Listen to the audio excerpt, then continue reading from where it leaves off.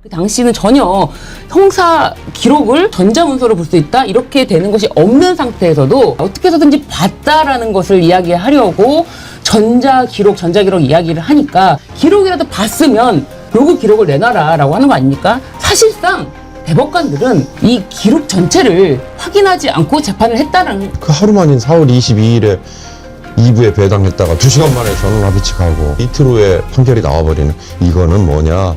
결국 파기환송으로 유죄를 다시 때리겠다고 처음부터 작심을 하고 갔다. 35일 만에 대법원 사건에 계류된 상고 사건 중에 대부분 다 상고 기각이에요. 파기환송 이거 2009년 이후에 지금 딱 유일한 한 건이라는 거 아니에요. 결론을 정해놓고 밀어붙인 거다. 사건 기록조차 확인하지 않고 판결을 내렸다면은 직무유기 법 위반으로밖에 볼 수 없습니다. 국민의힘은 아마 조희대와 대법관들이 무리했다라고 속으로 알고 있을 것 같아요.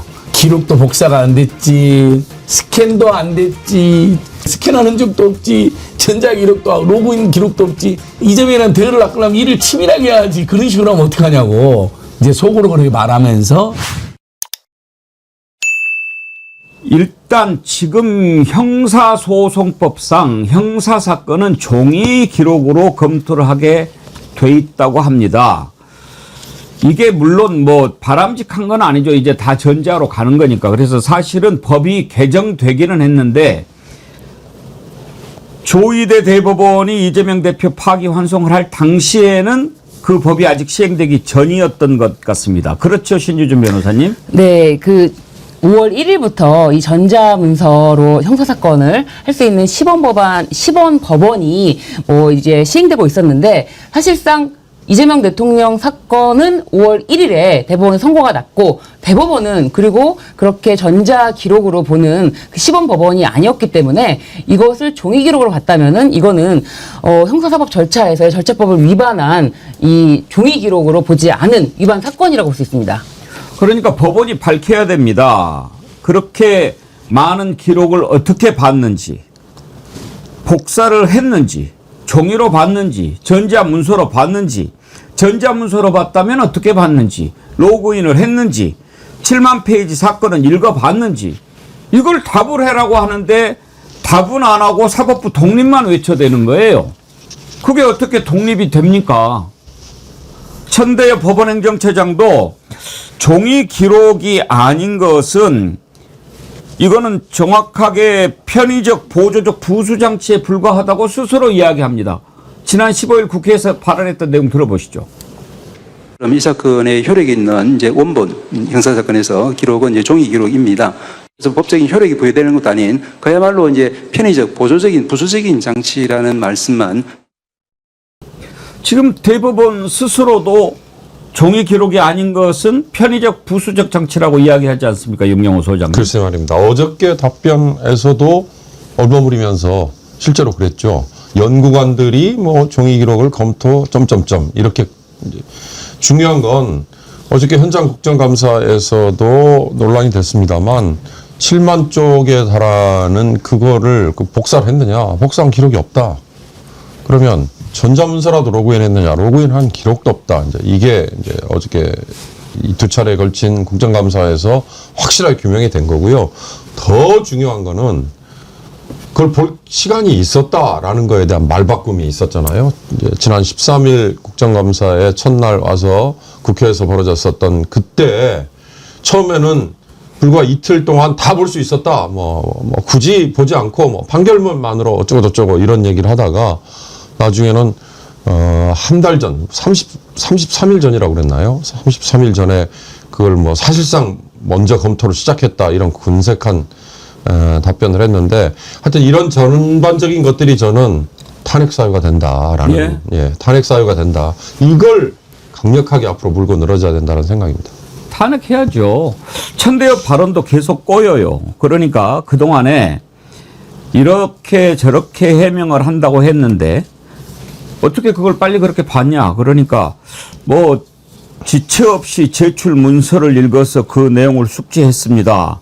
그렇게 이야기를 했고 또 요즘에는 형사 기록이 전부 전자 사본화가 돼서 이렇게 스캔해 간 것으로 확인이 됩니다. 그렇게 말을 하지만 이게요, 날짜도 안 맞아요. 3월 28일에 사건이 대법원에 접수가 됐고 3월 31일 사흘 후죠. 기록관리재판부가 지정이 됐고 그다음에 천대엽체장은 3월 28일부터 검토를 시작했다 이렇게 이야기했는데 안진걸 소장님, 네. 3월 28일에는요 사건 기록 관리자조차 정해지기 전이었어요. 예. 지금 뭐 조희대도 그렇고 천대엽도 그렇고 다 그냥 우리 국민들 입장에서는 오락가락 해명에 거짓을 하고 있구나. 매를 벌고 있다 이렇게 생각이 듭니다. 이 종이 기록 문제는 이미 일찌감치 법원 공무원 노조에서 우리 직원들한테 알아보니까 지금 복사한 사람이 없다. 7만 장을 복사했으면 아마 직원들이 수십 명이 동원돼 갖고 나눠서 했을 거거든요. 그때 이미 확인된 내용입니다. 그러니까 그리고 법원 공무원 노조부터 그다음에 일선 판사들까지 대법이 왜 이런 무리를 했는지 모르겠다. 불신은 자초에 따라 이건 법원 내부에서 지금 자꾸 왜 여당이 사법부 독립을 압박하느냐라고 오해하는 분들이 있어서 제가 정확히 팩트체크를 해드리면요. 법원 안에 판사들, 물론 다 나선 건 아닙니다만 일부 판사님들하고 그다음에 법원의 실무를 잘하는 법원의 공무원 직원들이 나서서 이것은 명백히 조희대 대법관들이 잘못을 했다. 우리가 복사를 한 적이 없다. 복사했다는 이야기를 못 들었다. 뭐가 이상하다라고 거기서부터 의문이 굉장히 증폭된 사건입니다. 결국은 종이 기록을 봐야 된다라는 법령상 규정마저도 어긴 것. 나머지 규정도 다 어겼지만 뭐 소부에서 2시간 만에 뺏어가 버린 것도 황당한 일이지만 오늘 그 세계이혼이라는 노소영 재판도 저는 전원합의체로 발전했더니 소부에서 마무리했더라고요. 그러니까 그렇게 뭐 엄청난 논쟁이 있는 재판도 소부에서 파기환송했는데 그건 상당히 검토를 했죠. 근데 분명히 이 재판도 소부에서 검토되고 있다 뺏어갔거든요. 그것까지 함께 조희대와 일부 대법관, 윤석열이 임명한 대법관들만 딱 처음부터 편을 짜서 그냥 이재명을 죽이자 한 것이 다 드러나고 있다고 봅니다. 일단 이제 조희대 직위원 탄핵해야 된다라는 여론이 높아지고 있는데 탄핵을 하려면 헌법과 법률을 중대하게 위반한 게 나와야 되잖아요. 그런데 지금 만약에 이게 법을 어긴 거라고 한다면 이건 탄핵감이 충분합니다. 국회에서 서영교 의원이 이와 관련한 질의를 한 게 있는데 한번 들어보시죠. 정보화 실장님, 이 기록은 언제 인계됐어요? 여러분이 보내준 자료에 4월 22일로 돼 있어요. 4월 22일 날 기록이 인계됐는데 그래요, 안 그래요? 기록 인계가 4월 22일로 기재된 건 맞습니다. 4월 22일 날 기록이 인계된 걸로 되어 있어요. 그리고 소부에 배당된 게 그래서 4월 22일이고 전원합의체를 올린 게 4월 22일이고 4월 24일 날 표결했고 여러분은 볼 겨를이 있어요, 없어요, 대법관들이? 이거에 대해서 접근권이 들어가려면 접근권은 어떻게 해서 들어가요? 말씀해 보세요. 접근권은 어떻게 들어가요? 인계가 된 다음에 접근할 수 있을 거 아닙니까? 종이 기록에 대해서는 제가 답변할 사항이 오늘 왜 이렇게 거짓말들을 하는 겁니까, 법원은? 우리가 눈 가리고 앙호하는 줄 아세요? 몇 군데만 물어봐도 나오는데 공판 기록이 같이 있는지 수사 기록이 같이 있는지도 정확하게 확인 안 돼 있고 거기에 공판 기록과 그러면 수사 기록이 같이 들어 있습니까? 저희는 시스템 프로그램을 운영하기 때문에 실제 기록을 여기는 시스템 프로그램을 인용해서 모르겠다 그러고 우리 국장님은 모르겠다 그러고 처장님은 모르겠다 그러고 그리고 지금 얘기는 올라갔으면 누군가 눌러서 봤을 겁니다. 접근권은 그렇게 함부로 있어요? 아무나 들어가요? 그러니까 대법원 특히 이제 법원 쪽 일은 민간인 우리 일반 사람들이 잘 알기가 어렵죠. 뭐 민사 사건은 전자문서로 볼 수 있고 형사 사건은 종이로만 봐야 되고 그런 것이 있다는 것을 우리가 언제 알았겠습니까? 그러니까 우리가 잘 모를 거라고 생각하니까 법원들이 지그들 마음대로 하는 거죠. 그러면 그런 줄 알아? 이러는 거 아닙니까? 그런데 이제 하나하나 찾아가다 보니까 진실이 튀어나오는 겁니다. 신유진 네. 변호사님. 지금 대법원은 네. 전체적으로 하는 것 보면 사법부 독립이라는 것을 앞에다 내걸고 국민들을 완전히 우롱하고 있다는 생각이 듭니다. 맞습니다. 지금 전현희 의원께서도 이제 그거를 지적을 하면서 종이 기록에 대한 언급을 명확하게 했는데 사실상 이 형사사법 절차 전자문서 이용에 관한 법률이 2024년 10월 22일에 이제 시행이 됩니다. 그래서 이제 시범 법원에서는 전자기록으로도 볼 수가 있도록 하는 건데 5월 1일부터 그것이 시범 법원이 운영됐기 때문에 그 당시는 전혀 형사 기록을 전자소송으로 볼 수 있다, 전자문서로 볼 수 있다 이렇게 되는 것이 없는 상태에서도 이자들이 사실상 종이 기록을 했다면은 복사부터가 말이 안 맞기 때문에 어떻게 해서든지 봤다라는 것을 이야기하려고 전자기록 이야기를 하니까 그러니까 박은정 의원이 전자기록을 만약에 그래 좋다 이거야. 종이 기록을 안 봤으면 전자기록이라도 봤으면 기록이라도 봤으면 그 로그 기록을 내놔라라고 하는 거 아닙니까? 사실상 대법관들은 이 기록 전체를 확인하지 않고 재판을 했다라는 것을 지금 이 조사하면서 국감을 통해서 더 확실하게 드러내는 거라고 생각합니다. 그런데도 어제 현장 국감을 갔는데 결국은 로그 기록을 확인을 못했다고 그러더라고요. 맞습니다. 저 신동욱이나 나경원이나 대법원을 민주당 의원들이 휘젓고 다닌다 이런 표현을 했는데 사실 확인 못했어요.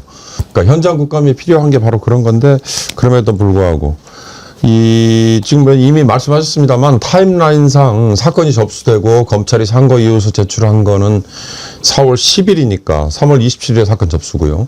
그리고 피고인의 답변서 제출이 4월 21일인데 그 하루 만인 4월 22일에 2부에 배당했다가 2시간 만에 전원 합의체 가고 그리고 이틀 후에 판결이 나와버리는 이거는 뭐냐. 결국 파기환송으로 유죄를 다시 때리겠다고 처음부터 작심을 하고 갔다. 이제 이 추정 아니에요. 그거를 입증할 수 있는 게 이런 기록도 보지 않았다. 이거와 함께 조희대 대법원장 본인의 이제 결국은 어떻게 보면 고해성사여야 할 텐데 그 고해성사 불가능한 걸로 이미 확인됐지 않습니까? 그러니까 이제 탄핵밖에 안 된다는 건데 기록상 그렇답니다. 지금 이게 걸리는 게 35일인데 35일 만에 대법원 사건에 계류된 상고 사건 중에 결론이 난 게 1,800여 건이더라고요. 1,800여 건이 대부분 다 상고 기각이에요. 딱 한 건만 딱 한 건 지금 파기환송 이거 2009년 이후에 지금 딱 유일한 한 건이라는 거 아니에요. 그러니까 이런 정황만 봐도 숫자상으로 나타나는 정황만 봐도 이건 처음부터 작심을 하고 의도하고 결론을 정해놓고 밀어붙인 거다. 그렇게 봐야죠. 그러니까 너무 쉽잖아요. 이제야 저는 복사 안 했거든요. 복사해서 책으로 나눠줬거나 그랬으면 벌써 공개했겠죠. 이렇게 엄청난 분량을 대법관에 다 나눠드렸습니다. 또는 최소한 해서 다 모여가지고 열람이 있었는데 없죠. 그다음에 그럼 로그인 전자기록 봤냐? 로그인 기록 공개 못하잖아요. 안 본 겁니다. 이걸 어떻게 359 물량을 로그인으로 보는 것도 어렵겠죠. 이것도 몇십일이 걸릴 겁니다. 최소 몇백일은. 그러니까 도저히 이제 대법원 해명은 맞지가 않게 돼버린 겁니다. 분명히 그랬을 것 같습니다. 항소심 단계에서부터 항소심이 무죄를 할 것 같다. 성향상. 보안이 그러면 지금부터 우리가 유죄 논리로 조희대와 윤석열을 따르는 극우 강경 대법관 일부와 그 다음에 그 부하 신복인 연구관 일부가 유죄 논리 1심 판결에 의해서 그냥 써놓고 그것을 그냥 거의 도돌이표로 이렇게 발표했다. 이렇게 봐도 무방할 것 같습니다. 우리 일반인이 형사소송법까지 어떻게 정확하게 알겠습니까? 아는 놈들이 잘 지켜야지요. 그런데 신유진 변호사님 만약에 기록을 검토하지 않고 판결하면 그건 법을 어기는 겁니까 아닙니까? 당연히 이거는 당연히 법 위반이라고 봐야죠. 이게 법과 양심에 따라서 판단을 하는 건데 기본적으로 사건에 대해서 판단을 하기 위해서는 사건 기록을 확인하는 게 제1순위입니다. 그렇다면 사건 기록조차 확인하지 않고 판결을 내렸다면은 이거는 기본적으로 법관으로서의 직무유기 당연하고요. 그리고 이런 판결로 인해서 누군가에게 어떤 불이익을 준 거잖아요. 이런 거 자체가 법 위반으로밖에 볼 수 없습니다. 안권웅님, 민주당은 말로만 하지 말고 특별재판부 빨리 만들어주세요. 당원들은 답답해 미치겠습니다. 보수형님 TV님, 사법부는 독립 외치기 전에 조희대한테 먼저 독립하고 사법부 독립을 외쳐라. 예, 슈퍼챗도 함께 보내주셨습니다. 전자 좋아하면 AI 판사 제도하면 되겠네요. 어느 날 갑자기 님이요. 정치 판검사들은 병풍 뒤에서 향냄새뿐이다. 사람들이 웃는다고 바닥 민심을 모른다고 그 양반들은 권위의식에 쩔어서 합니다. 지금요. 이번에 대법원이 말도 안 되는 짓으로 파기환송을 했는데 그 부분에 관한 진실이 점점 밝혀지고 있는데 이건 단순히 조희대가 대법원장을 그만두고 안 두고를 떠나서 차제에 정말 우리가 검찰이 얼마나 무도한 짓을 했는지 이제는 다 알게 됐지 않습니까? 아는 분들은 얘기합니다. 법원은 더한 놈들이라고. 이제 그 법원에 대해서 국민들이 준엄하게 심판을 내려야 할 시간이 다가오고 있다. 이렇게 생각합니다. 지난번 국회에 한인섭 서울대 법대 교수가 나와서 사법부를 질타한 내용이 있었는데 정말 공감할 만했습니다. 한번 들어보시죠. 사법부의 주권은 국민에게 있습니다. 헌법 제7조에 가면 공무원은 국민 전체에 대한 봉사자잖아요. 봉사에 대해서 잘못했다면 책임을 묻는 것인데 봉사와 책임이 기본이거든요. 그래서 그것을 사법부가 주권자라고 꿈에도 생각하지 마시기 바랍니다. 법관 윤리 강령에 이렇게 되어 있습니다. 법관은 공평무사해야 된다는 거 하고 공정성을 의심받을 행동을 하지 아니한다라고 되어 있거든요. 지금 이제 5월 1일에 그 판결은 공정성을 의심받고 있어요. 해명을 해야 합니다. 그런데 대법원장이 이 자리에 와서 출석 자체가 너무 어려운 것이다. 이것이 너무 낡은 관념이에요. 사법부가 폐쇄적으로 하지 말고 국민 눈높이에서 하는 그 계획안을 내놓고 국민을 설득해야지. 계속 기득권을 수구하고 방해하고 이런 방식으로 국민 주권의 사법부가 될 수 있겠습니까? 구구절절 참 옳은 말씀 아닙니까, 영경호 소장님? 그래서 말입니다. 국민주권의 사법부. 그러니까 입법, 사법, 행정, 삼권 분립이라는 게 이번에 이게 도대체 정말 뭔가라는 거를 국민 여러분들이 다시 한번 생각하게 만든 거 아닌가 싶은 생각이 들고요. 사법부라는 게 정말 동떨어져서 자기들끼리만 이게 아니라는 거. 한번 거슬러 올라가면요. 왕조 시대에 왕이 입법, 사법, 행정의 모든 걸 다 쥐고 있었을 때의 상황과 지금의 상황을 비교할 수도 있는 거죠. 이를테면 지금 대통령에게 부여되고 있는 사명권이라든지 또는 지금 사법부에 대해서는 별도의 이를테면 입법부나 행정부가 관여하지 못하도록 하는 거라든가 이런 것들이 이 왕조 시대의 제왕적인 군림을 했던 모든 걸 다 쥐는 이 전권을 휘두르는 이제 그거에 대한 일종의 반동적인 이제 그건데요. 이게 지금 왜곡돼서 지금 존재하고 있는 걸로 비춰지는 거잖아요. 그러니까 결론은 아까 앵커께서 말씀하신 이제 사법부를 개혁할 시간입니다. 네. 말로는 사법부 독립하지만 그리고 사법부 독립을 외치는 척하지만 실제로는 저런 것을 알고 있기 때문에 그런 거 아닌가 하는 생각도 들었어요. 국힘당이 막 난리치는 게요.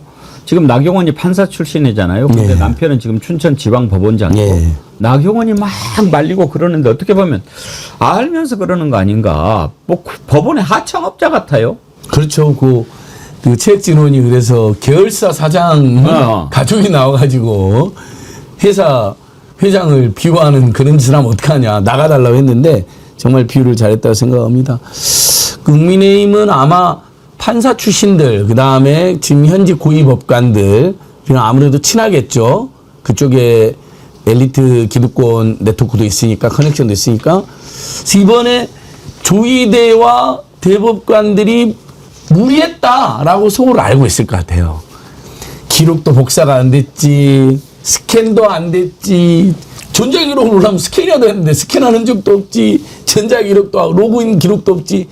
아이고 이재명이랑 대화를 낚으려면 일을 치밀하게 해야지. 그런 식으로 하면 어떡하냐고. 이제 속으로 그렇게 말하면서 그 범죄가 드러나면 그리고 윤석열, 한독수, 조희대 그리고 국힘당 일부의 커넥션이 들어가면 이건 국민들로부터 정말 천벌 맞아 죽을 일이니까 더 나서서 비호를 하는 거죠. 그리고 아예 처음부터 그래서 수구 판사를 대표하는 나경원을 법사위 간사를 그렇게 길 쓰고 시도하는 게 아닌가. 다 이제 드러난다고 생각합니다. 보십시오. 검찰이 왜 그렇게 마음대로 했습니까? 우리가 권력을 쥐고 있으니까 우리는 무슨 짓을 해도 아무도 우리를 벌 주지 못해. 이런 마음으로 검찰이 그동안 마음대로 해왔지 않습니까? 그래서 이제 검찰이 종말을 맞았죠. 법원 마찬가지입니다. 우리가 뭐 어차피 우리가 벌 주는 건데 뭐 영장 뭐 기각하는 거고 이렇게 하지 않겠습니까? 윤석열, 김건희 왜 그렇게 무도한 짓을 했겠습니까? 내가 최고 권력자인데 그리고 그 윤석열 무리들이 그렇게 내란에 깊이 가담을 했는데도 뻔뻔하게 거짓말을 했던 이유가 뭡니까? 우리가 그런데 이제 다 드러나고 있습니다. 그 CCTV 영상, 그 영상을 모든 국민이 다 봤는데도 박성재 영장 기각한 놈도 있어요. 이런 것들이 현재 척결해야 될 거죠. 오늘 아침에 이 진실의 시간에 대해서 참 많은 생각을 하게 됐어요. 진실은 시간이 친구다. 그런 말을 한 사람도 있는데요. 박노해 시인의 살아서 돌아온 자라는 시가 오늘 참 와닿았습니다. 여러분과 함께 한번 나누고 싶습니다. 제가 한번 낭송해 드릴게요. 진실은 사과나무와 같아 진실이 무르익는 시간이 있다. 눈보라와 불볕과 폭풍우를 다 뚫고 나온 강인한 진실만이 향기로운 사과알로 붉게 빛나니 그러니 다 맞아라. 눈을 뜨고 견뎌내라. 고독하게 강인해라. 거짓은 유통기한이 있다. 음해와 비난은 한철이다. 절정에 달한 악은 실체를 드러낸다. 그대 아는가? 세상의 모든 거짓과 악이 총동원되었어도 끝까지 죽지 않고 살아 돌아온 자는 그 존재만으로도 저들의 공포인 것을. 진실은 사과나무와 같아 진실한 사람의 상처난 걸음마다 붉은 사과알이 향기롭게 익어오느니 자, 이제 진실의 시간이다. 박노해 시인의 진실의 시간, 살아서 돌아온 자라는 시입니다. 여러분과 함께 오늘 아침 나누고 싶었습니다. 그 존재만으로 저들에게 공포인 것을, 전 그 문장이 딱 와닿네요. 그 존재만으로 저들에게 공포가 되려면요, 국민이 깨어 있어야 되고 국민이 잘못된 걸 질타를 해야 됩니다. 그래서 내란을 막았잖아요. 마찬가지로 사법부 개혁도 그 존재만으로 저들에게 공포가 되려면 어떻게 해야 되는지 한번 생각하게 하네요. 네. 이재명 대통령이 떠오르기도 하지만 저는 본질적으로 우리 생각하고 뜻 있는 국민들 모두를 저들이 두려워한다고 생각합니다. 그러니까 사법부의 주인이 국민이라는 거, 사법 권력의 창출 주체가 주권자라는 걸 뻔히 잘 아는 자들이 말로는 권력 독립이라고 하지만 실제로는 국민들로부터 독립해서 지 멋대로 하려는 거잖아요. 지금 이 모든 것들이. 그렇다면 국민들이 우리가 주인이라는 걸 똑똑히 임명한 것도 국민이고 세금 주는 것도 국민이고 이 사법 서비스를 받는 것도 국민으로서 우리가 주인이라는 걸 강하게, 아주 강하게 행동으로 보여줘야 된다고 생각합니다.